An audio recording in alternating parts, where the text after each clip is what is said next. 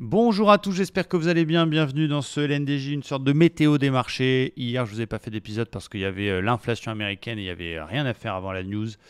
Donc c'était délicat de vous faire un plan pour vous dire il faut pas trader. Aujourd'hui, on est sur donc la séance après cette inflation US, avec une inflation qui est un petit peu plus basse que prévu, donc qui rassure un peu le marché. Les indices américains ont bien pumpé hier soir. Voilà, on va voir ce qu'il en est du côté du Daxune qui rebondit, hein. Il nous a fait une belle séance hier, une belle verte, au-dessus de sa moyenne mobile 50, toujours dans cette dynamique plutôt ascendante. Mais attention, on arrive sur des niveaux, hein, entre cette oblique ici et le 61,8 de toute la dernière vague de baisse. Il y a une petite lâchée, une petite... il n'y a pas de relais pour l'instant ce matin. Il y a les prix à la production également cet après-midi aux États-Unis, donc ça va être assez important. On est toujours au niveau du gap, donc finalement ça fait encore 1, 2, 3, 4, 5, 6 séances qu'on est dans la même zone. On le voit également en 4 heures. La tendance est toujours haussière, mais on est quand même sur un marché qui n'arrive pas à break de fou ces points hauts. Ça reste solide, mais on est un petit peu enfermé finalement entre cette zone en bas que j'ai mis en verte, les 13 500, et ce plus haut qui a déjà été touché, les 61 qui ont déjà été touchés jeudi dernier. Donc on est là-dedans. Donc moi l'idée c'était d'essayer d'attendre un repli pour essayer de profiter de cette tendance avec deux achats potentiels.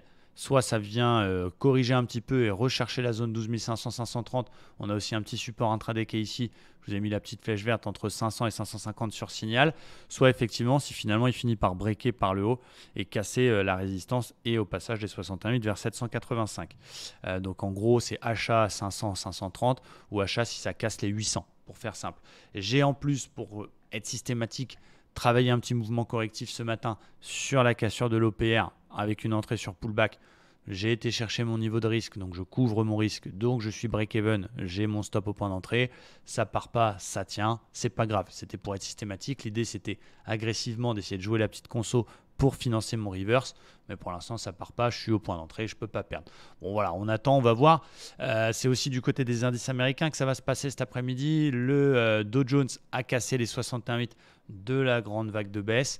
Il y avait cette zone du précédent plus haut dont le rebond de fin mai avait été stoppé, qui est quand même importante, 200-250. Voilà, bon, ça a quand même une tronche à continuer parce qu'en plus, on verra la clôture hebdo, mais en plus, il s'offre le luxe de péter la résistance oblique. Donc voilà, ça a quand même une tronche à y aller. On va surveiller quand même la clôture. Et donc mon plan sur le Dow Jones pour cet après-midi, il y a de la divergence. Donc attention, il y a de la divergence baissière qui est en train de se mettre en place. Donc c'est d'essayer d'attendre un petit repli pour profiter de ce rebond technique qui poursuit en daily et cette belle tendance avec une belle fourchette d'Andrews qui encadre bien toute la hausse. C'est de travailler 2 points à l'achat, soit le vrai pullback pur sur le 61,8 daily que je vous ai montré tout à l'heure, 33 190, soit ça corrige un peu plus, un petit peu de prise de bénéfice, on vient carrément chercher le plus haut précédent et l'espèce d'intermédiaire de la fourchette 33 050 qui était mon point préféré d'entrée pour hier, d'acheter sur repli parce qu'on a des divs baissières. Et donc voilà, après peut-être qu'on invalidera les divs cet après-midi et qu'on cassera l'OPR, et il faudra y aller quand même, mais je serais plus rassuré de payer sur un petit repli, soit 61,8, soit 33 050. Il y a des divergences baissières un peu partout sur tous les indices, que ce soit sur le Standard & Poor's qui est sur son intermédiaire d'Andrews également, ou le Nasdaq qui est sur un haut de canal, avec pour les plus balèzes la correction puis le reverse. Donc voilà, je vais attendre plutôt un achat quand on est prudent sur repli, et puis les niveaux que je viens de vous citer en surveillant. J'espère que c'était clair pour vous, ce LNDJ. Merci à tous, très bonne session américaine, et à très vite ce week-end, je vous prépare une belle vidéo. Restez connectés, ciao!